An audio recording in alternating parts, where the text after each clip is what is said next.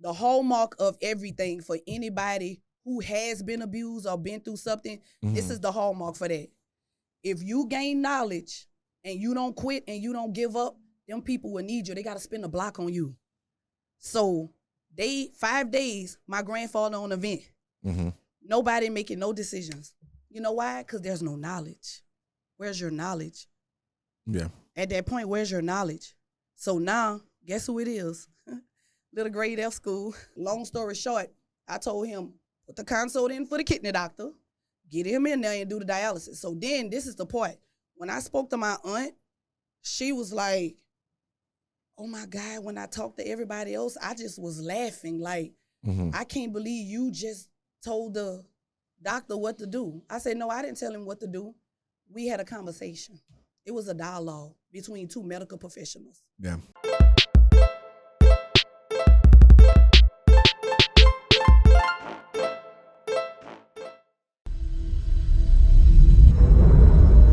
Y'all already know what it is, man. It's your boy, Mr. Williams, where I talk gray, where we talk about the gray areas of business because it's never just black and white. I have a lovely guest here today, Sonya Davis. How you doing? What's up? What? Oh, really? What's up with you looking good, girl. Thank you. How you doing today? Marvelous. Marvelous. I see. You came out with the money green. Exactly. Ain't no other color, baby. No other color. Yes. Let's talk that money. Exactly. Yeah. So I was just doing my due diligence, right? So we're going to dive right into it. Well, hold on. But first, where you from? I'm from New Orleans. New Orleans. Louisiana. Okay. What brought you down here? Traveling, nursing. Mm. Well, it's like really a little part of everywhere because I ain't really have no stable place to stay. Really? Yeah, I was homeless for a long time because my parents I didn't live with. They had their own issues going on. So to keep me from being awarded to the state when I was young, Yeah. My dad's mom and dad decided to take me. So they actually got me from the hospital when I was 3 days old. Your grandparents? Yep. Okay. But hold on. So you said you was homeless. How does a person get to that point? Because the grandmother that raised me and my daddy both died a month apart. So my daddy died first in December, and then my grandmother passed away in January. So we did 2 funerals, like when I was 14, 1998, 99. Man. So did that kind of like force you to grow up faster?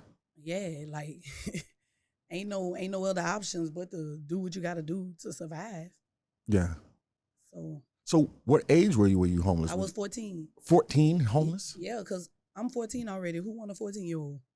Yeah, you probably was bad too, right? I was bad, of course. I ain't had no guidance. I stayed in the hood, low economic status area. So is this in the hood in New Orleans or here? No, in Louisiana. In Louisiana. Well, actually, it was this area called Bayou Gula and then White Castle. But then you know when life going and you drifting, you everywhere. Yeah. Because what I found out was that my mom's mom was also somebody that was drifting in New Orleans.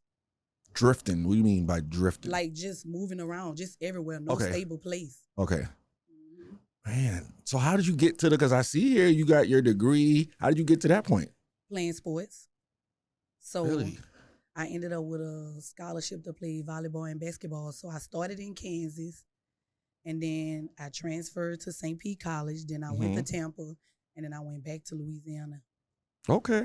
Yeah, so that's how I ended up in school overall as a good athlete. Oh, okay. Yeah, because you're kind of tall. You know, man. You look strong, too. I'm strong. Okay. Yeah. Physically, that's what I'm saying. Physically? Yeah, because of conditioning.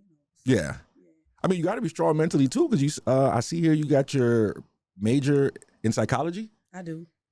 Wow. I did. I got that from USF. USF? I actually graduated from USF with a 3.7, and I was nominated for a degree of distinction, and I did probably like 5 or 6 years of research there. Okay. How them student loans looking? Yeah, they pretty hefty. I ain't paid none of that. I ain't paid none of it. Not yet? Not yet. Oh, man. You know, Sally Mae don't play. Yeah, they don't play, but get what? Deferred. Let's clap it up for that. Deferred. Deferred. So did you use your psychology degree, like, personally? Does it help you personally in any way? I mean, I had to.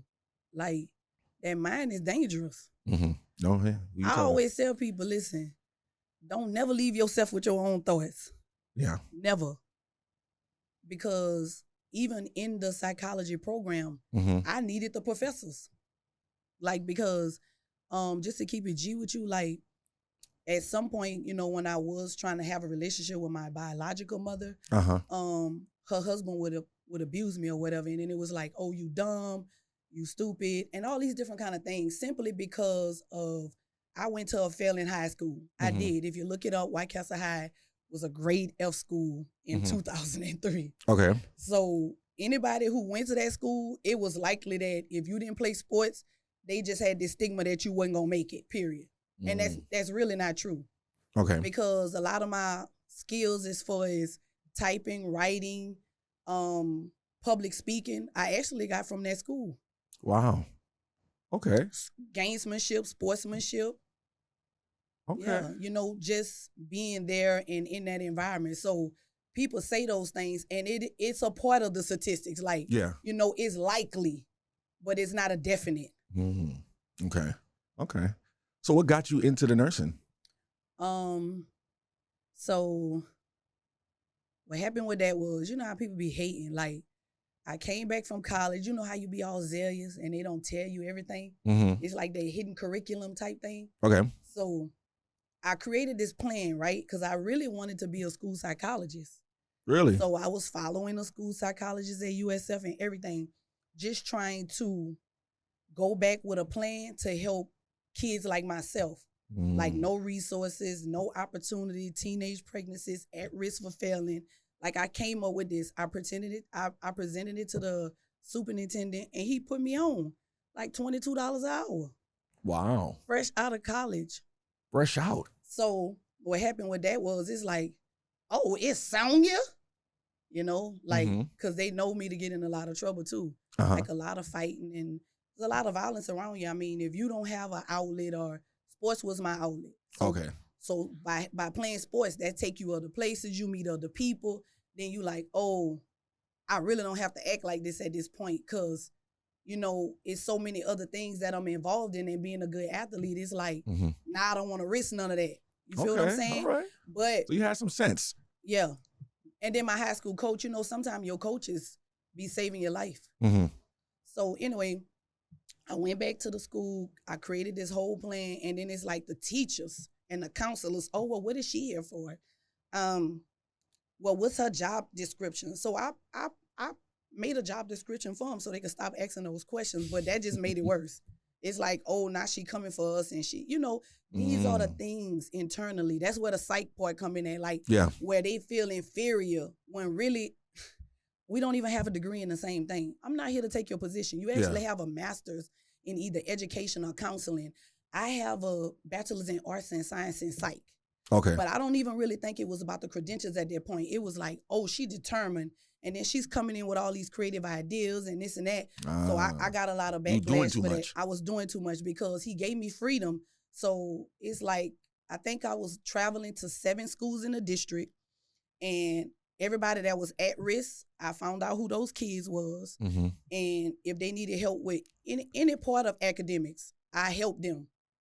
So if it was a girl that was pregnant, teenage pregnancies, if she needed outside resources besides what she wasn't getting, or she couldn't talk to somebody, then I was that person. Wow, okay. I like that. You giving back. Yeah, that's how that went. And then when I start receiving resistance, then I became a CNA. Okay. And then after being a CNA, I worked in the emergency room, and then I did a fast track program for nursing. So I actually graduated from there with a 3.97. Okay. So I got a 4-year degree in 14 months. Wow. That's awesome. Okay, look at you. Go ahead. So are you an LPN or RN? Nah, I'm an RN with the big R, not the little one. Okay. I shout out to all the LPNs, but it's a trap. It's just a way to get money, basically. And then a lot of times when I talk to certain nurses and I be trying to encourage them to go and get their RN, it's a fear thing. It's like, let me see if I'm going to just be able to get the LPN before I go for the RN, because according to I think it's the Guinness Book World Records, getting a bachelor's in science and nursing is the hardest degree. Wow. Okay. Really? It's because we have everybody role. We can do everybody role. Oh, But okay. everybody can't do our role. You could do everybody's role. Yeah, hint to all the people that can't do our role. Thank you. Okay. So you actually have your degree. Yes. It ain't like the women who, what would make people do that? Oh I yeah, think it the was like 7,000 or something like that. 600. 7,600. Exactly. What would be the psychology behind that? Like, what would make a person go to that extent? Well, did you see the money that was made? It was like $100 million. To get the license, or that's how much they made being a nurse? That's how much Operation Nightingale made. So who all those background people are? That's the question. Damn. Like, because I was looking at that, I was like, yo, what would make a person do all of that? And then think about it, they're everywhere. Even though they came and received their degree here in Florida, these people have been dispersed everywhere. So it could be a fake nurse if, lo and behold, anybody that's in the hospital, they could be getting taken care of by a non-clinical medical professional. That's what it is. Wow. So they have no clinical background and they at the bedside pushing medications, don't know if they... So how important is it to have emotional intelligence in this field?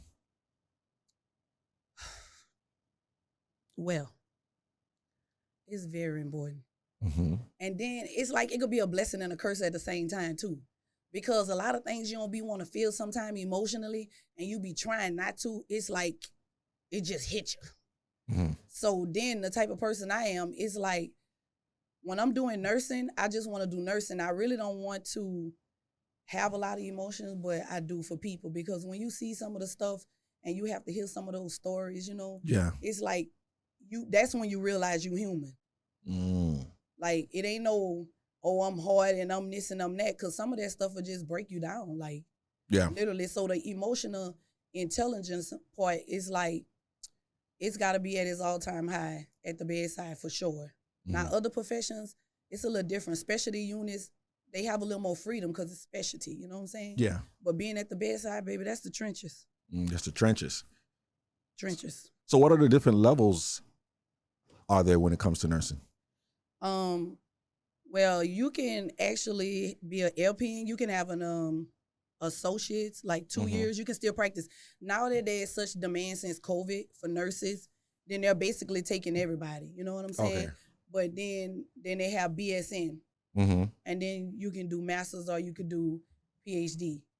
So it can either be RNP, clinical, or clinics. Like, it's different. So if you did hospital, that's acute. So that means you have to learn everything like the doctor, basically. Okay. But we already know it because we were the doctors. Yeah.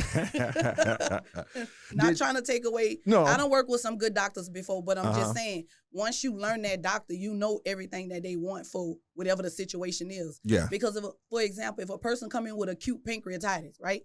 So basically, in a nutshell, the pancreas is inflamed. We already know fluids, pain medicine, nothing in the mouth.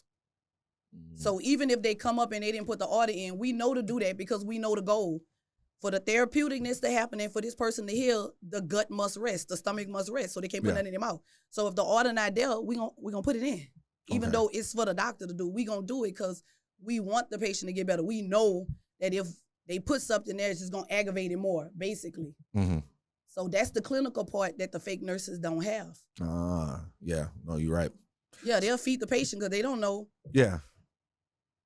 So what are your thoughts on like the whole pharmaceutical route, like when it comes to the benefits and things like that? I'm really not a medicine person. I know it's sad to say. Like, it bothers me sometimes, but then it's like I'm fighting a losing battle when I'm working in a hospital as a nurse. Yeah. But one of the roles as a nurse is to educate.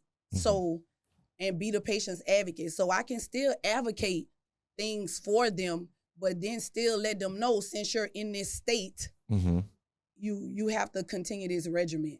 And then I don't take away the knowledge for certain medicine. Like, if a person got a bad infection, thank God that somebody was able to create antibiotics for you. Because you would die, basically. Yeah. But to have them taking, like, bunch of medications and seeing all these different people, I'm not for. I'm more for, like, preventative. Oh, okay. So what are your thoughts on, like, the holistic approach? I'm for the holistic. Okay. but you have to be realistic. Yeah. You got to be realistic. Exactly. You No, can't you're be right. holistic without being realistic. Yeah. No, you're right. You can't say, oh, yes, I'm having chest pain and my heart hurt, but yet I don't want to take nothing further, go to the doctor. If you having a heart attack, that means that you're not getting no oxygen to your big pumper. And your big pumper pumps everything in your body. Mhm. So trying to be holistic at that point is not realistic. Okay. Because time is muscle. Yeah. You got 90 minutes to get there or you out of here. Oh, you're out of here. You're out of here. So what would make you have to admit a patient to the hospital against their will? Well, there's something called EMTALA, so it's basically something where you can't refuse nobody's service. The only time you can do that is if a patient is imminent in wanting to harm themselves or others. Mm. So if they homicidal and suicidal, then they get voluntarily, admitted into the hospital, and they have to be seen by somebody like within 72 hours. It's different hours and different things. They call it different names in different states, but I think here in Florida it's 72 hours. 72 hours? Okay. Mhm. Okay. Did COVID affect you at all? Yeah, I actually lost my grandfather to COVID. Oh, man. I'm sorry to hear that. And it's like I was racing against the clock to get there. This is the part right here. So, my dad's people also abuse me. It's kind of like a cycle thing. Like, I guess once people see that you are already at a disadvantage and they already see the route you're going, they think that you're going to forever be that way. So everybody just decide to do it. I'm going to give you an example. You know how when you was young and you say your friends heard you say a bad word in front of their mama, right? And they watch the mama not say nothing, then your friends going to start doing it too. Because they thinking that it's okay because the mama didn't say nothing, but that's just that type of parenting style because every parent is not like that. You know what I'm saying? So I want to put that out there like that.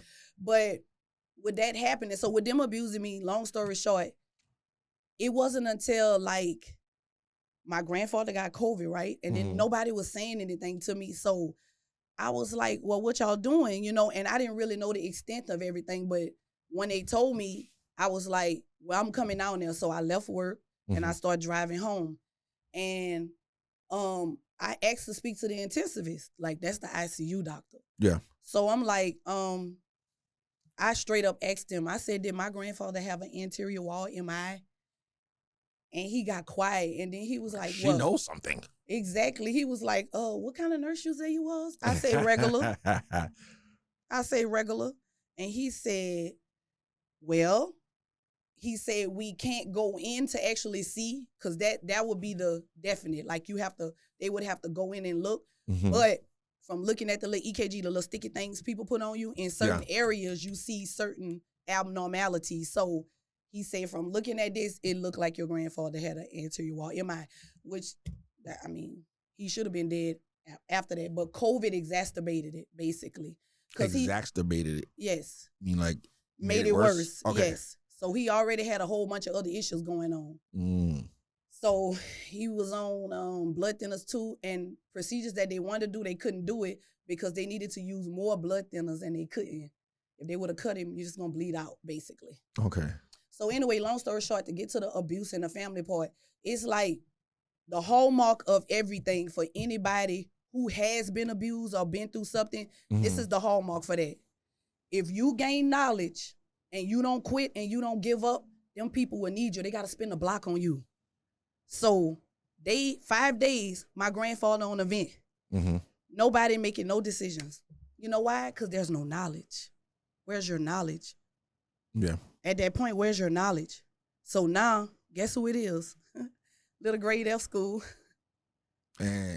Well, you could just talk to the doctor then. So I'm talking to him and I asked him a question. He said, well, Sonya, your grandfather need dialysis. I say, I understand that. I say, well, you give me the numbers and tell me everything that he has going on and I'll make the decision on what you should do. He told me all my grandfather, blood pressure, everything was stable. So you know what I told him? Do dialysis. He said, okay, but I'm just letting you know that it could be a strain on the heart and his heart could stop. That's fine. He already a DNR. I don't want him to suffer. Y'all don't need to be pumping on his chest because you crack his ribs. You got a 15 to 20% chance of living after that anyway. Yeah. But long story short, I told him, put the consult in for the kidney doctor, get him in there and do the dialysis. So then this is the part. When I spoke to my aunt, she was like, oh my God, when I talked to everybody else, I just was laughing. Like, I can't believe you just told the doctor what to do. I said, no, I didn't tell him what to do. We had a conversation. It was a dialogue between two medical professionals. Yeah. Medical professionals. That's what it was. Yeah. Did you get COVID?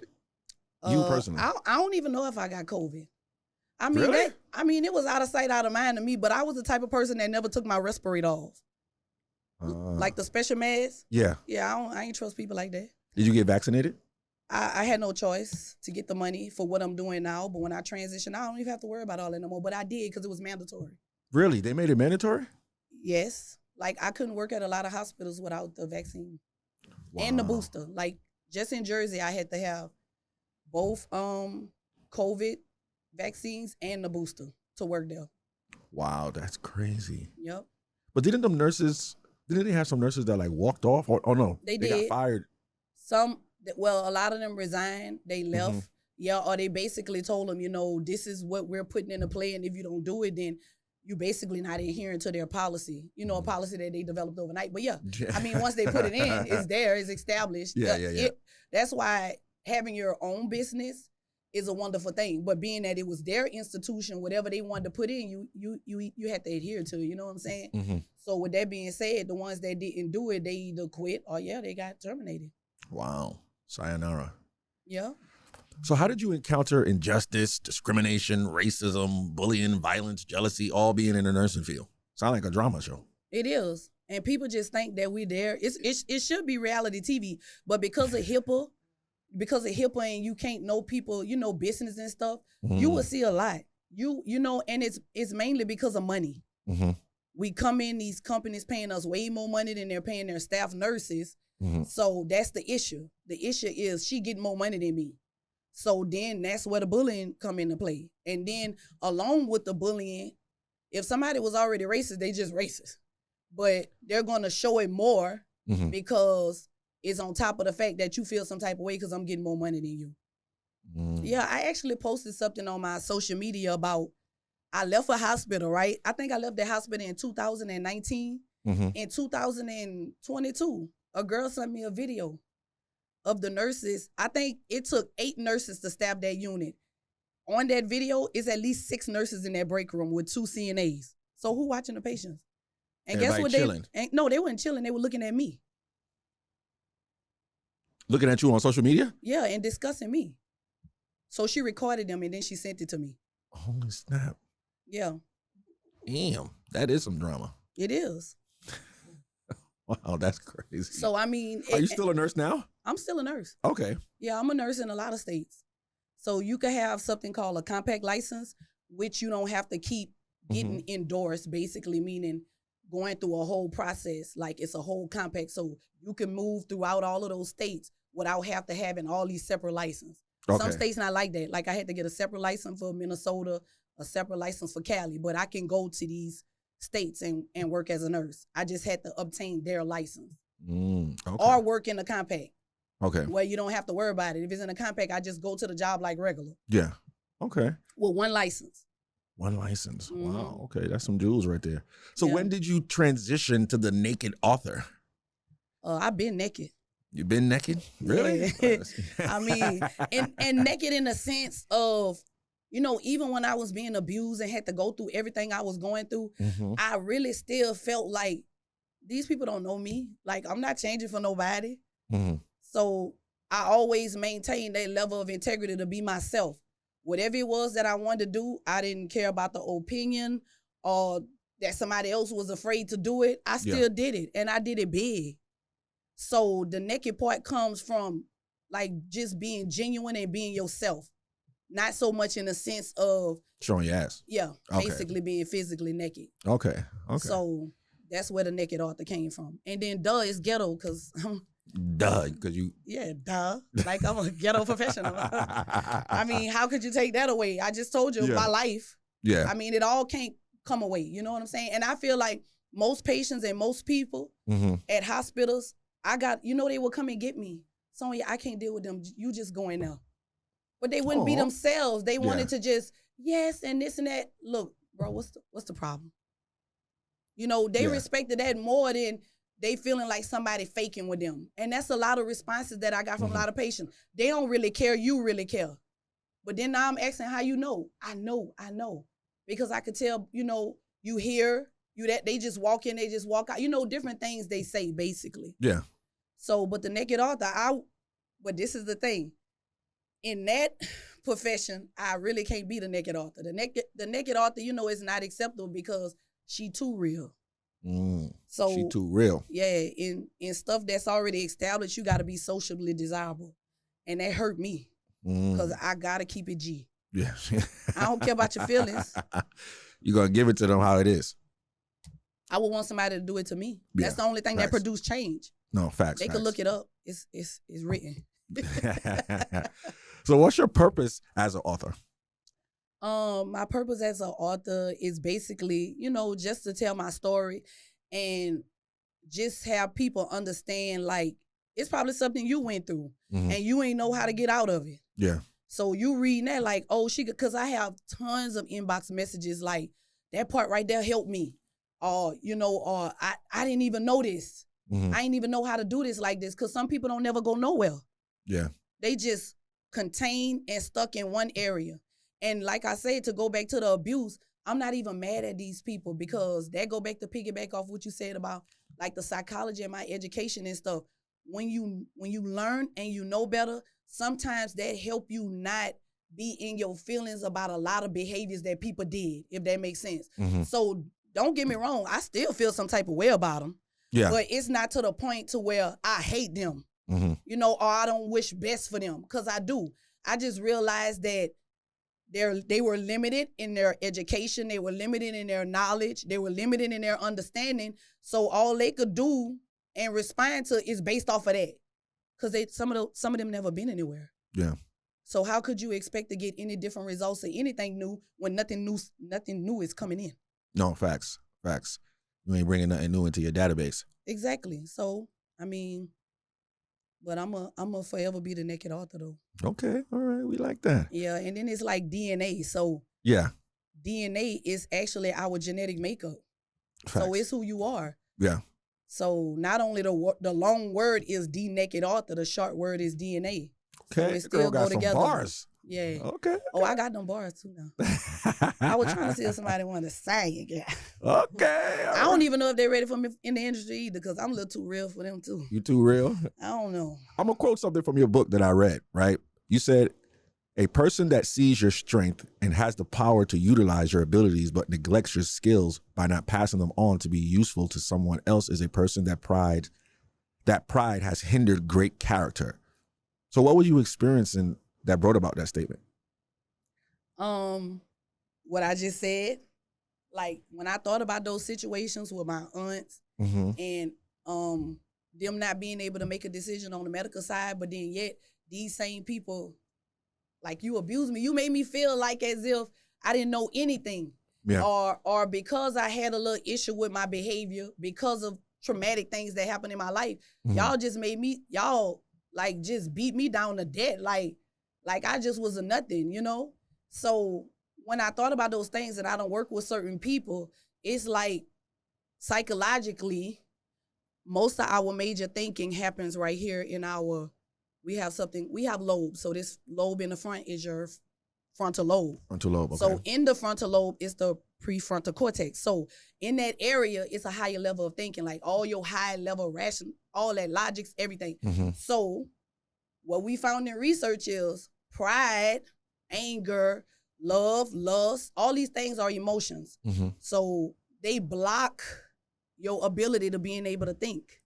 So if you're prideful, which sometimes that come along with jealousy, envy, and hate, then it's blocking your vision. It's blocking your sight. So if this is going on with the pride being there, so if the pride is there, how are you able to develop a skill?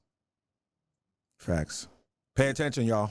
Pay attention. You can't develop the skill, and even if you develop the skill, guess what? It's going to be premature. It ain't going to be sharpened. It ain't going to be conditioned because your pride was there. Ain't going to be sharp. I like that. Yeah. Okay. So what makes a person become institutionalized? That institutional, what's so funny about that? When Mhm. people hear the word institution, right? They think of a building, like a school, a prison, post office, hospital, Mhm. because that's where we work. We work in institutions. Yeah. But institutions start in the mind. Mm. So if a person's mind is debilitated, then they're institutionalized. Which IN is the prefix meaning inward. So it's internal. Damn. Girl dropping science here. Okay. Exactly. I like that. All right. The world got to change, man. We need a revolution. No, you're right about that. I definitely agree with you. And a lot of it is because of social media. You don't know what's Yo, real who you and what's fake. Yes.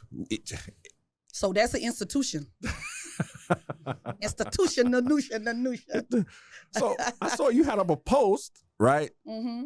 Versus natural versus surgery. Right. Because just like what you said, we don't know what's real, what's fake. Right. So why you think a man can just like you how you are? Because first of all, let's go there. Mm-hmm. Let's go there. A man, first of all, you have to be talking about what type of man you dealing with. Because if you dealing with a man that lacked growing up in a 2-parent home with a role model there, Mm-hmm. it's sometimes that they don't pick up on certain things that they need to learn as far as their masculinity in being a man. So now you're only looking at feminine things. That's why, beep, beep, beep. You be like, he'll beep, beep, beep, Yeah. You see what I'm saying? Yeah. And the reason why is because all he ever modeled is what a woman showed him.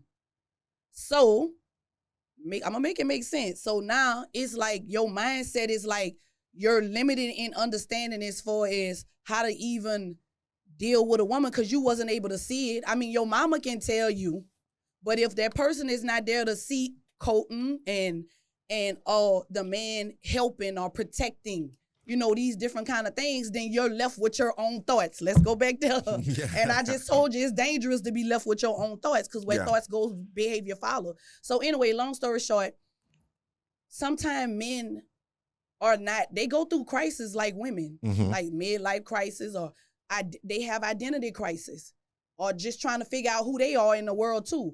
So most of the time, men date for image. And then the way social media, the way social media and everything is set up, it's like a man feel like if he don't have a perfectly framed woman, he ain't that man. He ain't that, ninja. That's the word. So do you think that's why women go get the BBLs? I mean, well, some women. Mm-hmm. And then some women see it as monetary, And then some women see it as marketing because they feel like if I don't look good on camera, then I can't sell. Like that's like wanting to buy a house. Don't you want to get the house that's on the corner, but you want to clean up the curve?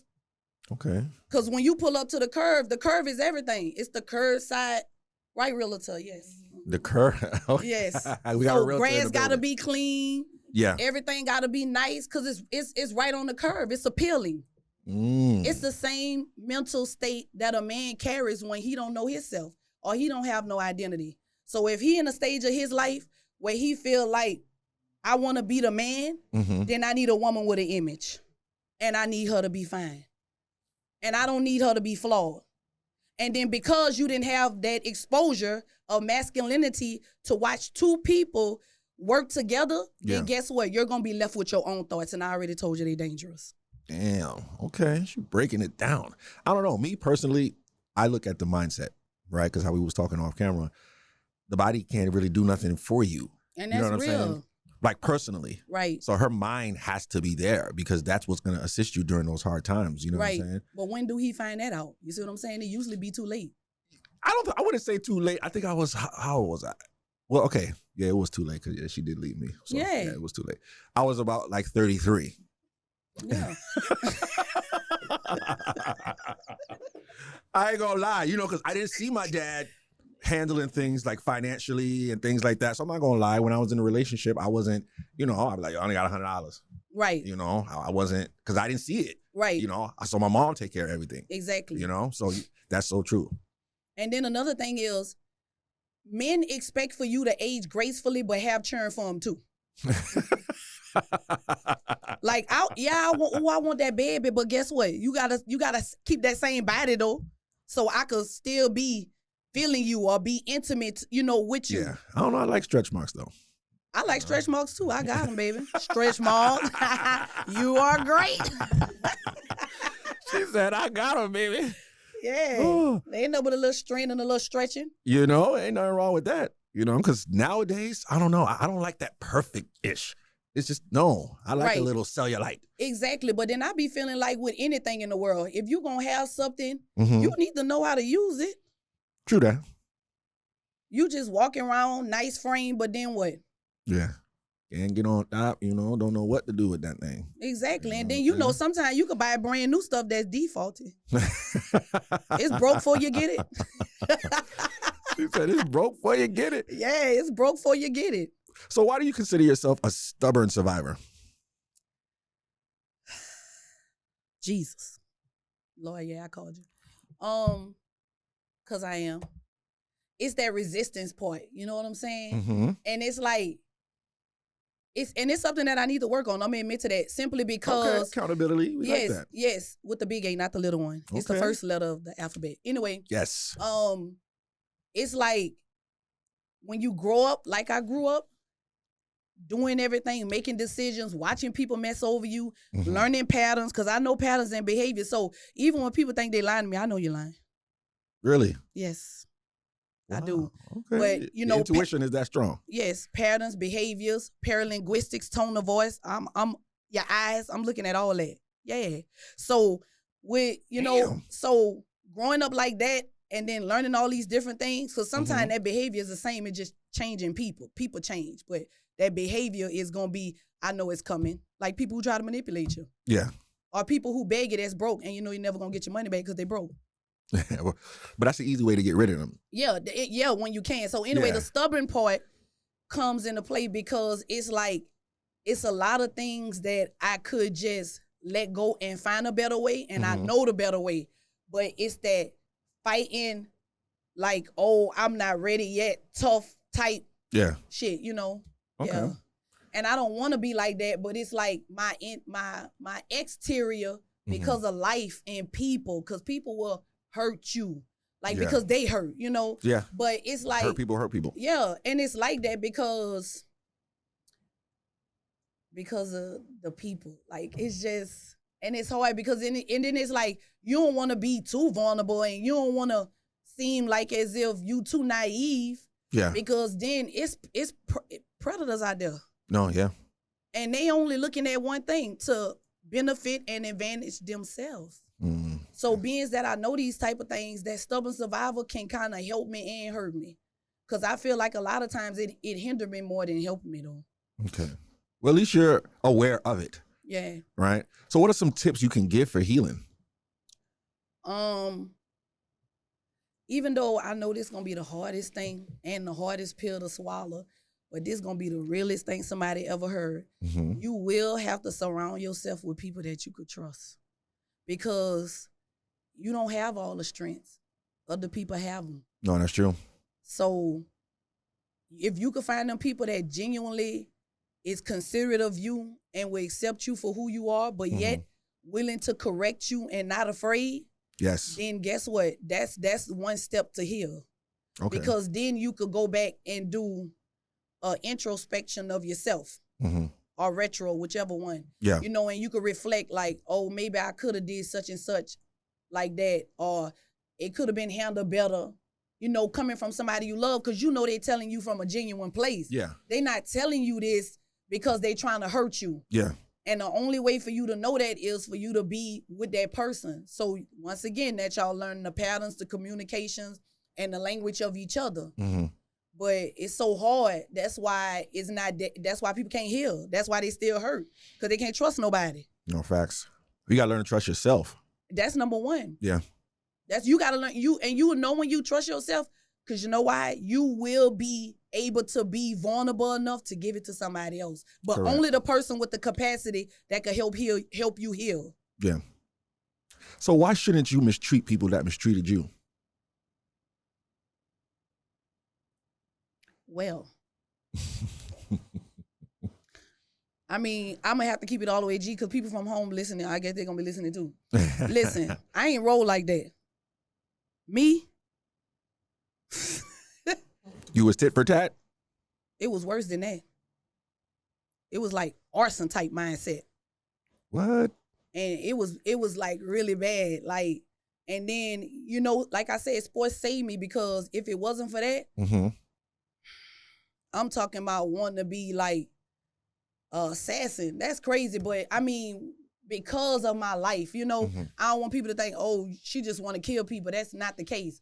But at that time, it's like, so then I started learning like being in the street. Yeah. You know, I just started learning like, oh, if you gonna play with me, now I'm gonna watch you.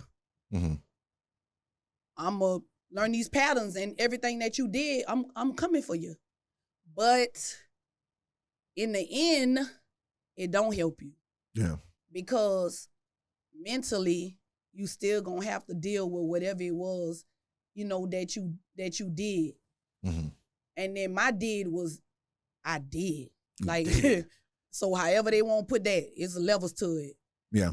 And then it's like sometimes I had to think like, you know what made me really feel bad? I had one girl, I like literally stomped her to death. And then it was like, To death. like, yeah, just constantly kept stomping her with my foot in her head. Did she But- do something to you? Yeah. Okay. So, but the thing about it is, you know, she ended up writing me later on Facebook. And I What? told my homegirl, I say, man, she done wrote me this long pair. I kind of feel bad. You felt that- bad. Yes, because when she was telling me all the things, Mm-hmm. we both had rough lives. Mm. So it's like, dang, I wish I wouldn't even stumped her in the head like that because she wanted to tell me something then. We just ain't know how to communicate with each other because we Yeah. both of us ain't have no guidance. Damn. Okay, you got some wisdom. Yeah, so, Okay. I mean, you know, and I end up, I don't apologize a lot. I'm very unapologetic, but but I did apologize to her. And then Okay, she just that was was telling big of me, you. yeah, she was telling me how she admired me. And I was kind of shocked because I was like, really whamming her. Like, Wham, wham. yup, Damn. So did you turn your brand into a business? I did. Everything is a business. Okay, we like that. Everything is a business. Your conversation is a corporation. Your conversation is a corporation. I It like better that. be Yeah, no, you're right. at this point, because whether they want to admit it or not, we're in a recession. Yo, who you telling? Eggs is higher than a mug. So yeah, if you might as well brand everything Okay. and be true about doing it. You know what I'm Mhm. saying? Don't be slack with it. And if you know you slack with it and you got to deal with other people, don't even deal with it. Yeah. Because you cannot expect people to retaliate if you going to give half whatever. No, It got to facts. be all or nothing. Yeah. And it got to be well thought out, you know? Okay. No, you're And right. creative. Yeah, yeah. Creative. Yes. So true. So how much did it cost you to make these books? Well, I just self-publish them through Amazon. Really? Mm-hmm. Okay, I just self-pub- created a KDP account Mhm. and just uploaded them.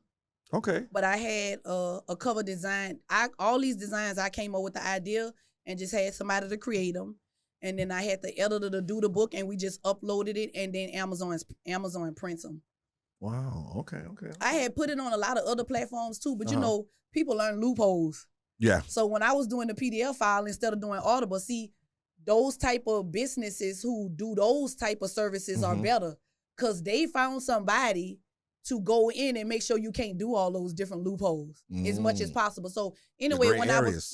when I was putting it on different things like a PDF, Uh-huh. one person was just able to print it and give it to everybody. So then you lose out on money. It's just like burning somebody CDs or, you know, different things like that. Okay. Okay. So now I just left it there Yeah. because you got to go there and purchase it. Okay. I don't put it on nothing else. So you have ebooks?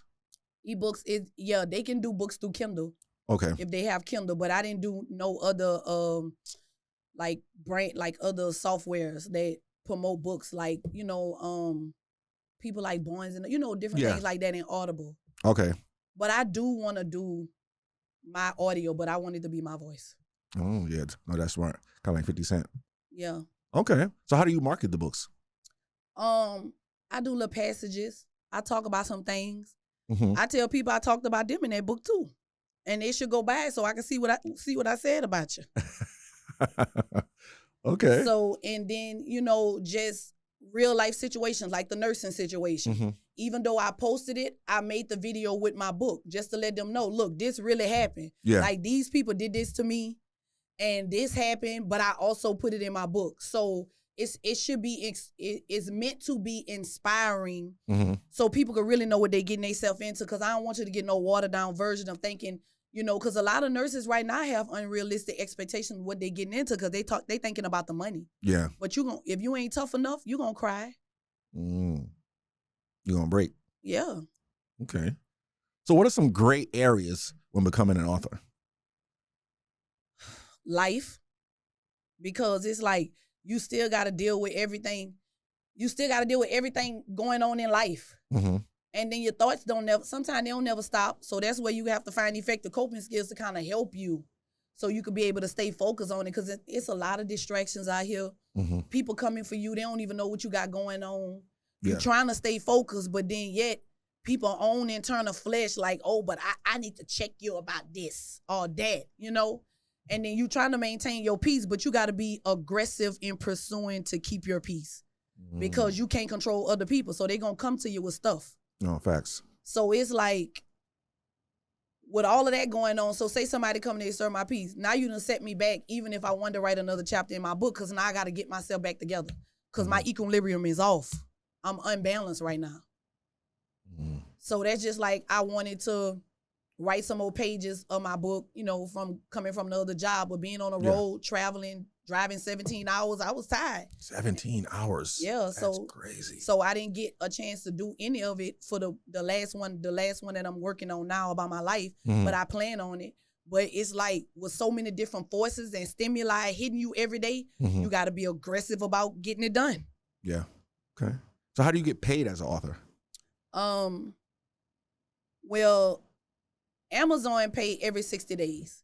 Okay. So you're able to go in, and I like the software. Like some people, they don't like, you know, everything has its pros and cons. So you could go in and look at your reports. You could look at them monthly, daily, and this and that. So every 60 days, the money just go in my account from the sales. Okay. Yeah. I actually was at one hospital, one doctor, she brought all my books. Wow. Yep. She texted me and say, I brought them all. And I try to keep them to 100 pages because we got a lot going on in life. So I try to pack it up, make it juicy, and just like try to make it a one-day read. Okay. A one-day read. Maybe one, maybe four. Okay. But mostly not longer than a week for sure. So that means everything tit for tat. I give you a little suspense, but then it's like I got to hit you hard too. Yeah. And then I got to come back and play with you. Play with your mind. So what's next for you? I mean, I'm trying to actually transition out of nursing right now. Really? Yeah, I actually have two businesses. So, 2 businesses? Yes, 2 LLCs active. Okay. So, I have Snow 50 Shades of Flavor, which Snow 50 Shades of Flavor. So it's going to be shaved ice, and then just trying to bring the New Orleans culture to South Florida, like the real, nothing watered down. Okay. The real taste, real vibe, real everything that we offer. Southern hospitality, and then I have the rest of recovery. So when girls have surgery, it's still the nursing part in me. Like somebody dying alone in COVID too. COVID drove me, girls dying by themselves, not having the knowledge after having some type of surgery, plastic surgery or something. I created Rest of Recovery. Okay. So I don't really have a recovery house, but I'm a recovery nurse. So basically, you know, I will come to you and help recover you. Just to make sure you don't develop no infections, make sure you're not hemorrhaging, make sure you're eating the right things, that you don't be nauseated, and walking you through everything, like explaining to you what's normal and what's not. You got to do all of that to get a BBL? Yeah. Damn. It's life or death, baby. Like, is it that serious? Like, I don't understand. Yeah, well, men should start accepting women as themselves and stop playing with them. Like, you know, or say what it is. Say what you mean and mean what you say. Yeah. You know what I'm saying? If you want a dime that you consider a dime, then you go be with that. Don't play with me if you know this is not what you want. If you don't want a girl with a little extra pancake over here with a little syrup, and you know you want everything flat like a flat tie, or some universal rims on the, you know what I'm saying, on some 28s. Yeah. Then guess what? You go do that. Don't. You know what? It's so true. I'm not even gonna lie. I think us as men, we do have to understand that, because as I was thinking, doing my self-reflection, I'm like, damn, I did want to try out a ting, but it doesn't mean I want to wife the ting. Right. You know what I mean? So it's like I always wanted to kind of mess around with a 6-footer or 5'10", you know? Right. But then I'm like, damn, she really feeling me. I was just trying to try it out. Right. Well, You say know? that then. Yeah. Say that off the muscle. Like, say it out your mouth. We respect that more. Yeah. So we can know how to move. No, facts. You know what I'm saying? Like, she blocked me. Yeah, exactly. And guess what? For some all or nothing women, Yeah. it's dangerous Yeah. for you to do that too. So you're gonna have to keep it on you. Yeah. Yeah. No, you do really have to know what you want. And through those experiences, I realized like, okay, I think I need a woman because we was coming from Target one time and she slapped me on my booty. Right. And that hurt. I was like, yo, what the hell wrong with you? Like, I'm the man in it. You know, and I'm like, no, I think I need my woman to be, you know, short like me or a little shorter. Right. You know what I'm saying? I don't think I could, you know, rocks with the Amazon. Right. You know, but and that's all a part of preference. If you have that type of preference, that makes the situation better. Because don't go out there, you know, saying that you want this and you want that. And then after dating them, because people don't date no more. But anyway, you know, being there, getting to learn this person and you see it's something that you don't want. That's like men wanting perfect women. But as women, we're natural nurturers and we don't want to naturally hurt people. We don't. Because we're mothers. We have mother instincts. Yeah. So your feet stink. You might have a little doo-doo streak in your briefs. We tolerate that and just wash it for you. You see what I'm saying? Yeah. Versus them on the other hand, your ass flat, I don't want you. You see what I'm saying? It ain't no in between with them. It's like just throw you away. But yet we accepted you with your funky feet. And we didn't tell you, you know, and we helped you. We helped you with it in a nice way. Yeah. And we don't, you know, so a lot of times we don't get no credit for that either, you know, and helping grow a lot of men. No, you're right. Yeah. We don't get no credit for that. It's like, I'm going to just throw her away because I don't like her toe. Or I don't like her. I had one dude tell me he didn't like my hands because I had working hands. So I guess he like women that don't work, that always get their nails done. So I'm trying to figure out how that equation go. Yeah. Because where you getting the money from, you know, Yeah. Get that $40 like Ball say, like Ball Green say, you can get that $40. But this was so great. This was so lovely. I'm so glad you came and pulled up. Thank you. You know, you definitely dropped some jewels. Yeah. But let everybody know where they can find you at. You can find me around the world. No, I'm just playing. All around the world. You can find me on IG at DA Naked Author all together. And I'm on Facebook too, but I was kind of disguised. But that's my main platform that I'm using right now. The Naked Author. That's what I'm branding. So most of my platforms say The Naked Author. Twitter is The Naked Author. Okay. Snapchat, I think. Oh no, it's Sonya B. Don't worry about Snap so much. But Twitter is Cajun Spice BSNRN. I left that to be petty because I wanted to remind the nurses that were talking about me that they were talking about Cajun Spice BSNRN, the R with the big R, not the little one. With the big R. Exactly. So basically, IG and Twitter. TikTok. That's what I meant to say. I'm sorry. Okay, TikTok. Yes, you gotta get that TikTok. And then Twitter too, because sometimes I have stuff coming off the dome that could probably help you for the day. So it's The Naked Author. Okay, that's awesome. Yeah. Man, thank you once again for coming through. This has been so great. You're welcome. Thank you. You already know what it is, man. It's your boy, Mr. Williams. I Talk Gray, and we out of here. Yeah.